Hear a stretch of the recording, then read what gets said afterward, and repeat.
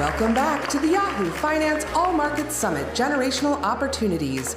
Joining us now, Alexis Christoforous with author and entrepreneur Bethenny Frankel. Bethenny, it's great to have you here at Yahoo Finance. Thanks for coming in. Thank you. Thank you, everyone, for coming. We're just two Queens girls shooting the breeze here this afternoon. I want to jump right in because your latest business venture is making television shows with your buddy Mark Burnett, yes, who you know from Shark Tank and The Apprentice, Martha Stewart, exactly, and MGM. And I know everybody wants to know, where are you in this process and what can we expect? What kind of programming? We kind of hit the ground running, and I have never ever had a partner that thinks exactly the way that I do, like MGM Television. I said to them in the beginning, I'm going to need a point person because I'm going to torture you. I mean, meaning I'm on the phone all day with different ideas for television shows, and they're amazing executors. So it's an incredible partnership.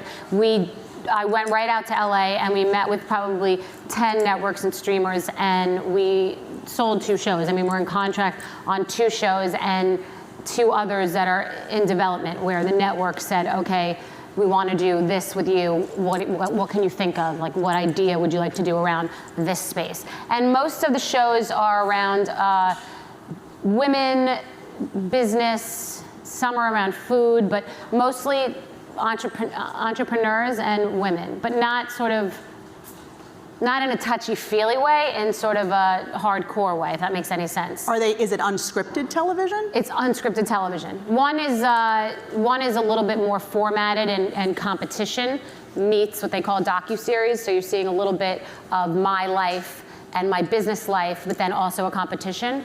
And another one is about a group of women. It's a complete satire. It's really a comedy, and it's not me. So I'm producing. So you're in some of them. You're not in others. I would rather be in fewer. So I'd like to be in things that I'm really passionate about, and then do content about other areas. Where can we watch this? What service can we watch this on? Well, I can't say this yet because we haven't signed the contract. I haven't signed the contract yet, but I will be able to let you know soon. Okay, that's exciting stuff. Yeah, exciting, innovative companies that are sort of doing really disruptive, edgy things. So not really traditional. I'll just leave it at that. Okay, we're waiting.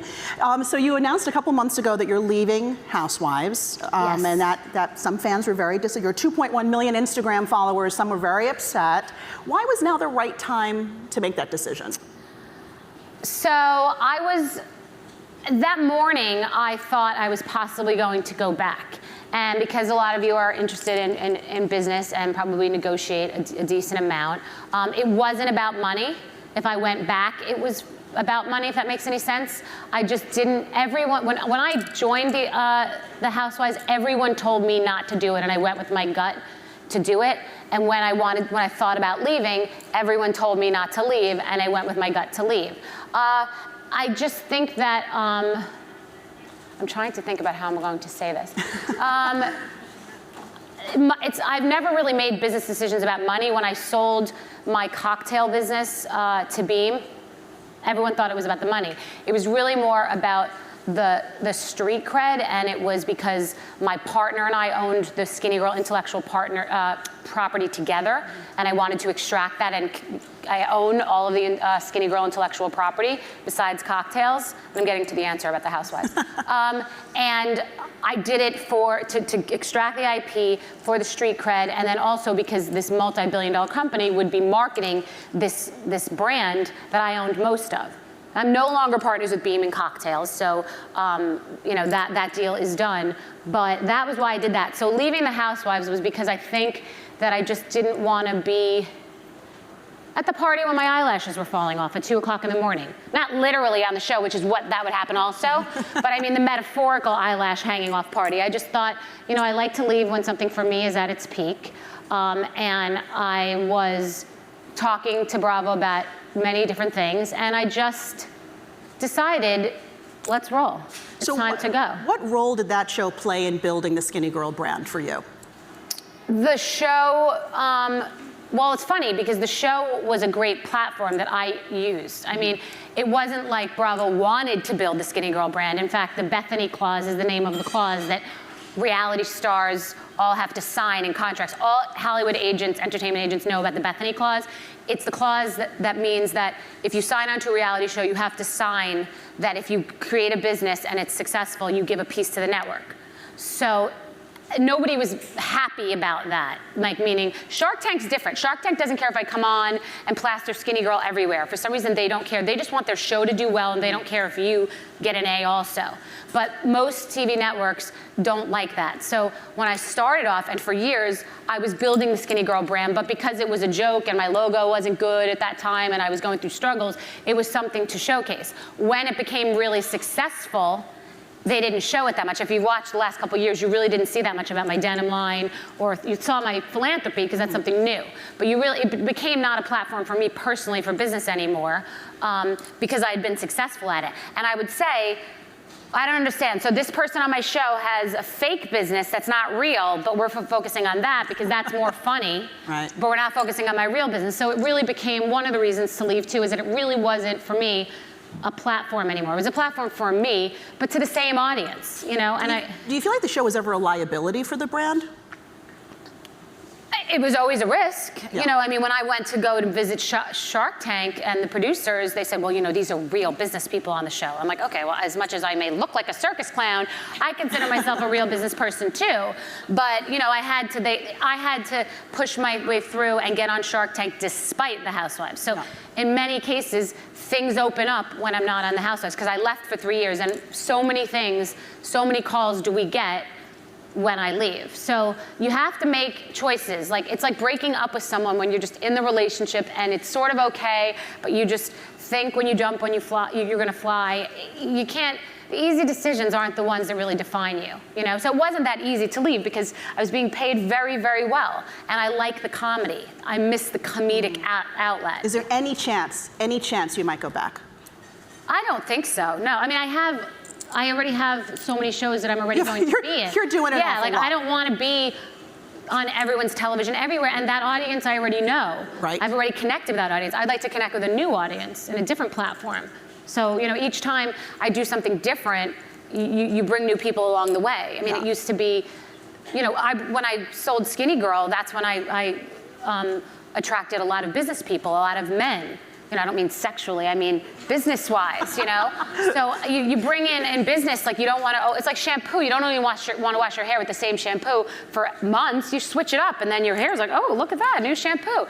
So that's the same thing with business. You can't just like do the same thing. You got to jump and just say, let me have, you know, the guts to do it. I want your take on something we talk about here, which is the VC funding gap, in the sense that female-led startups get just a fraction of the seed money that male-led startups get. And you, as a female in the male-dominated alcohol industry, that's how Skinnygirl Brand started, did you ever experience challenges there as a woman? Listen, with Me Too and with this as such a conversation because of the pay difference and all these things. I'm not the person for this conversation because I've always been about female empowerment. I've never even seen gender. I don't see race, I don't see religion, I don't see gender. That doesn't even occur to me. Just go in and be the best and get the money. Like, I don't even think like that. Was it challenging for you to get the money? No, because I have amazing ideas and I execute, and I'm honest, and I'm straightforward, and I'm cutthroat, and I don't think about that. It's like I always say, Michael Phelps, he gets to that wall because he's not looking what's going on to the right or the left. I'm just not the one that's gonna be complaining about woe is me. I mean, listen, I've gotten restaurant tables before a man because I have breasts, I'm sure of it. So I'm just saying that, you know, for me, I don't mean that I've shown them to get the restaurant table. I just believe that I've walked up and said, hi, you know, and maybe a man, you know, in a suit all buttoned up might not. I just am not that person that thinks about, I'm not the person for that. I employ women, I inspire women, I promote women, I am all about women, but I'm about telling women, just go get it, be better, just have amazing ideas, execute. Most people don't work hard. Like, most people don't really work hard. Most people move the papers around the desk, metaphorically also, and think they're working hard. Most people don't like work, I've found that. And the people that work really hard, it's not about taking an amazing Instagram post or how, you know, connected you are, how good you look, or if you do, you know, have cleavage, or if you're good looking. It's not about that. It's about working hard. People see it in other people. I want to get to so much with you. I want to do a mini lightning round. Okay? So here it goes. Best business decision you ever made? Probably to do the deal with Beam, and also probably to go on the Housewives. And keeping the licensing rights to Skinnygirl. Right, that's true. That was a keeping the sure licensing rights decision. to Skinnygirl. Yes, but if I hadn't, that was the most lucrative thing, because to sell something for such a big number and then keep 9 slices out of a 10-piece pizza. Reportedly $100 million. It was a very nice deal, and so that was really good. But I would have done something else if I didn't have the IP. You know, I don't look in the past. What do you believe is your greatest strength as an entrepreneur? My greatest strength as an entrepreneur is execution, being able to execute. It's not about the idea. So many people have amazing ideas, and so often do I hear, well, don't take that idea and don't tell anybody, and I don't even think like that. Like most people, I talk about Mark Zuckerberg, I talk about the Winklevoss twins, and that they said that they created Facebook. Whoever executed that idea was the person who was going to succeed at any idea. I mean, I took spinning classes 30 years ago, and then SoulCycle came in, and my friend was like, no, it's like a spiritual experience. You feel yourself, you go on a journey. I go, no, my ass was just glued to a seat. It's a spinning class. What are you talking about? It was like a different, branding of it. And years ago, Steve's Ice Cream was mashing that ice cream on that slab, and then they went out of business, and then Cold Stone Creamery came, and it's like, this is different, but it wasn't. It was just the execution. So I just believe that there could be 20 different things, and if you have an idea and you think it's a good one and you're an executor, you don't have to run away because someone else has done it, because someone else has done most things. If you got one do-over as a business person, what would you do over? I'm not a do-over person. I'm not a regret person. It's the same thing as before I was saying, I just don't think like that. I don't think, if something bad happens to me, I make it into a positive. If I get sick, I drink organic juice and say I'm supposed to be healing. Like, I'm just the person that doesn't wallow or complain about what I don't get. I just go get. That's a pretty healthy attitude. Yeah, no, it's called A Place of Yes. I wrote a book called The Place of Yes. It's not about being in a good mood all the time, because I'm certainly not in a good mood all the time. It's just about coming from a place of yes. Find the yes. I don't want to hear about the no. What do you know now that you wished you knew when you were starting your Skinnygirl brand? Oh, I'm so glad I knew nothing. I wouldn't have even done it. I had nothing. I was nothing. I knew nothing. It was the greatest thing in the world. Well, if I knew anything, the first time I ever went to sign bottles in one of these mega liquor stores, kind of like a trend that I started, bottle signings, I got pregnant while I was launching this brand, and I was like 7.5 months pregnant in a liquor store. Like, it's not the best look. But I looked around and I saw all these bottles. I said, what the hell? Like, oh, other people are in the liquor business? Like, I would never have done it. Ignorance was bliss. I thought I had a good idea. I had that Michael Phelps tunnel vision, and I executed it. Okay, now as a guest shark on Shark Tank, you hear a lot of pitches, I'm sure both on and off the show. What does a business have to have, the one thing it has to have to get Bethenny Frankel to jump in? Someone great that's passionate about driving it. I mean, it's certainly not the idea, not the financials. I get into this all the time with the other sharks, because Kevin is all about the money, and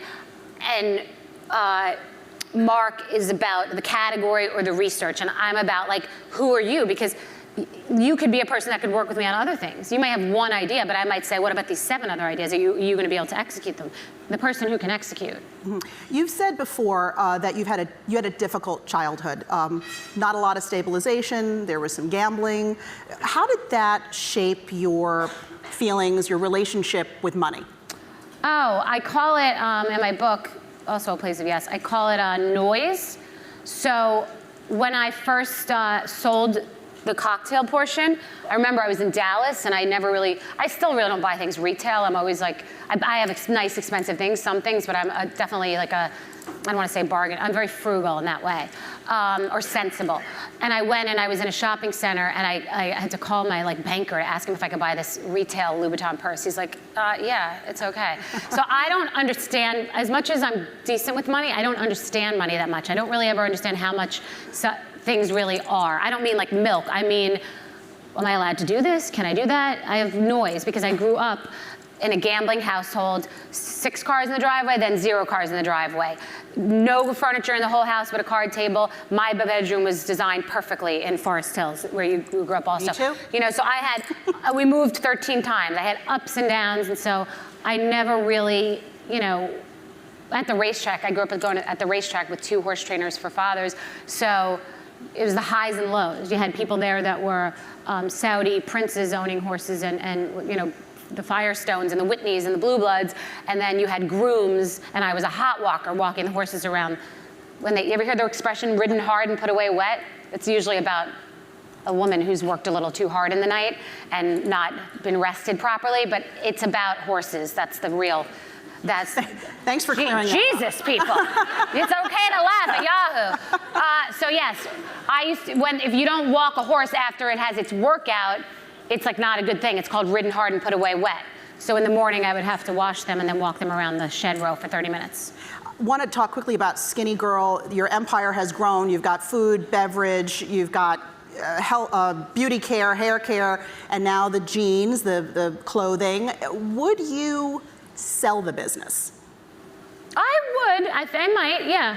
I would. It's not like it was passed down. If it was the right deal, you would sell it? Yeah, not because I'm not like starving, to take over the world or anything. I'm an idea person. I execute ideas. I love ideas, and so I'm constantly working on new ideas for shows, for products, etc. But it's always about the right time. I'm sure I'd stay in. It depends upon the right partner. I think I would. I don't know. I just kind of am a person that looks at the whole board, but I also am working the pieces. So as much as I have a grand plan, I kind of also wing it as I go. I know that's surprising to people, but it would be just about family time and my daughter, and just, it's very hard to just spend all your time when you're with your child and then like scramble to get all the work in when you're not. My daughter's at school now, so I can like come here and be with you. And so I've been trying to take a little more pressure off in that regard. So yeah, Bryn, you're never going to get more time with your kids. Like you will get more time to work, and that's not coming back. So there's a million things that you can do again, and you're more opportunities, but spending time with your kids is something you cannot get back. So we found we have a lot in common, right? We're both from Queens. We both have 9-year-old daughters. We both have birthdays coming up in a couple of weeks. And next year, not to move things along too quickly, we're both going to turn 50. Well, no, we're not, but thanks for rushing that. Maybe you are. What are your thoughts on turning that milestone birthday? My thoughts of turning 49 in a very short period of time. Eternally 49. Oh, no, I'm literally turning 49. No, so am I. Oh. But in 2020. Oh, well, I'm going to turn 90 one day, too. Let's talk about that also. So my thoughts about my 90th birthday are... I am turning, when I turn 50, you're the only person I've ever met to like rush this. It's on my mind, apparently. You're going to turn 70. Want to talk about it today? It's a good time for that. So yes, I'm going to turn 50, and I'm so glad you invited me here today to discuss it. I don't care. I have a younger boyfriend, so that's annoying. Just that I'm going to take him to some lab, like instead of cloning, where I can like get him to be 52, and then I'll feel better. There you go. You know what I mean? Like just because misery loves company. So that's one thing I'm not, because it's going to be glaring my age, and then he's like 6 years younger. So it's going to be like, oh yeah, you're 44, you're adorable. You know what I mean? So that a little anger. Probably a little therapy about that, and then I don't know. I don't live for my birthday either way, so I don't love to make a big deal out of it, or whatever. Maybe I'll do something. I don't know. You know what? I'll be thinking of you. You make me feel better about turning 50. Yeah. No, I don't care about age at all. I don't think about age. I'm not overly vain. I'm not like needling myself with everything. I'm not like that. I just don't think about it. I feel, when I used to be single, I'd be in bars and I'd look at like these cute guys and I'd be like, oh right, like I'm not that age. Because we still have the same set of eyes. I mean, they don't work as well. But you're out, you're looking, you're like, oh, right, I'm old now. They're young, so that's not going to match up. So I don't really see age either. I like that attitude. We're going to leave it there. Bethenny Frankel, thanks so much for being here with us today. Thank you. Oh, I'm waiting for you to